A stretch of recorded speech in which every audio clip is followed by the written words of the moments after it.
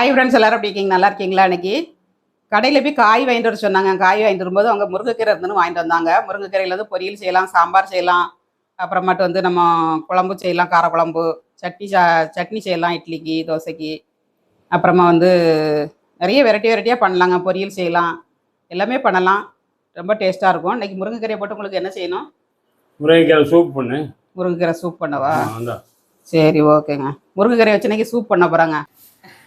நான் இந்த அளவுக்கு நடமாடுதானா இந்த சூப்பால் தாங்க. இந்த சூப்பு தான் நான் அடிக்கடி போட்டு சாப்பிட்றேன்.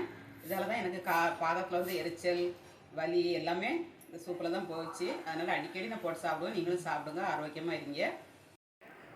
ஹெல்த்தியான முருங்கைக்கீரை சூப் எப்படி பண்ணுறதுன்னு பார்க்கலாங்க. முருங்கைக்கீரையை கழுவி எந்த அளவுக்கு கீரை இருக்கோ அந்த அளவுக்கு பெரிய கடாயில் வச்சுக்கோங்க. நான் காம்போடு தான் போட்டு பண்ணுவேன். காம்புலேயும் நிறைய மருத்துவ குணம் இருக்குங்க. காம்பை வேஸ்ட் பண்ணாதீங்க. கருவேப்பிலை தழை ஒரு கைப்பிடி அளவு போட்டிருக்கேன். அப்புறமா மல்லித்தழை, புதினா தழை எல்லாமே போடலாங்க. போட்டால் வச்சு தண்ணி எடுத்து கொடுத்தோம்னா உடம்புக்கு ரொம்ப நல்லது. புதினா இலையும் கொஞ்சம் வச்சுருக்கேன். மல்லித்தழை கொஞ்சமாக தான் இருந்துச்சு, அதனால் வைக்கல. சில நேரம் மல்லித்தழையும் போட்டு வச்சுருவாங்க. இப்போ இஞ்சி, சின்ன வெங்காயம், பூண்டு ஒரு முழு பூண்டு, சோம்பு ஒரு ஸ்பூன், ஜீரகம் ஒரு ஸ்பூன், மிளகு ஒரு ஸ்பூனுங்க எல்லாம் போட்டு ஒரு அரை ஸ்பூன் மஞ்சள் தூளும் போட்டு நம்ம குறப்பாக அரைச்சி நம்ம ஆட்டுக்கால் சூப்புக்கு பண்ணுவோம் பாருங்க, அந்த மாதிரி பண்ணணுங்க. நம்ம எண்ணெய் போட்டு கடுகு போட்டு தாளித்து தக்காளி போட்டு வதக்கி மசாலாவும் போட்டு வதக்கி நம்ம வைக்கணுனாலும் வைக்கலாம்.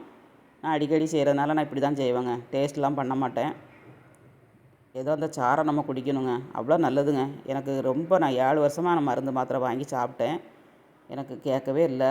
காந்தல் வந்து செருப்பே போட முடியாது, இருக்க முடியாது, அந்த அளவுக்கு ரொம்ப காந்தலாக இருந்துச்சுங்க. அந்த மாதிரி இருக்கும்போது ஒரு சிஸ்டர் தான் சொன்னாங்க, இதை பண்ணி சாப்பிடுங்க அப்படின்ட்டு. நான் இன்ன வரைக்கும் தொடர்ந்து சாப்பிட்டுட்டேன். இப்போ மருந்தே நான் எடுக்கலைங்க. கால் பாதத்தில் காந்தலுக்கு எங்கே கண்டாலும் விட மாட்டேன். முருங்கைக்கீரையை வாங்கி நான் சூப் போட்டு சாப்பிட்ருவேன். இப்போ கொஞ்சம் பரவாயில்ல, எனக்கு நல்லாயிருக்கு. இப்போ வேக வச்சு நம்ம எடுத்து வடிகட்டி நம்ம லைட்டாக உப்பு போட்டு சாப்பிட்டோம்னா அவ்வளோ ஒரு டேஸ்ட்டாக இருக்குங்க. ஆட்டுக்கால் சூப்பு தோற்று போகும். ஆட்டுக்கால் சூப்போட ரொம்ப ஹெல்த்திங்க இது வந்து சாப்பிட்றது. சின்ன குழந்தைகளுக்கும் கொடுங்க, பெரியவங்களும் சாப்பிடுங்க, ஆரோக்கியமாக இருங்க. அருமையான சுவையில் முருங்கைக்கீரை சூப் போட்டாச்சுங்க. ஒரு கிளாஸில் மாற்றி நம்ம சாப்பிட்டு பார்க்கலாம் டேஸ்ட் எப்படி இருக்குன்னு.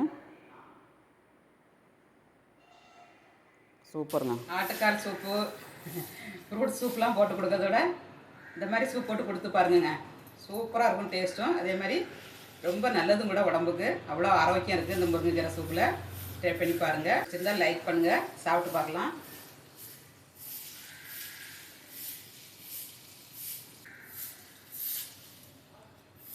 சூப்பருங்க.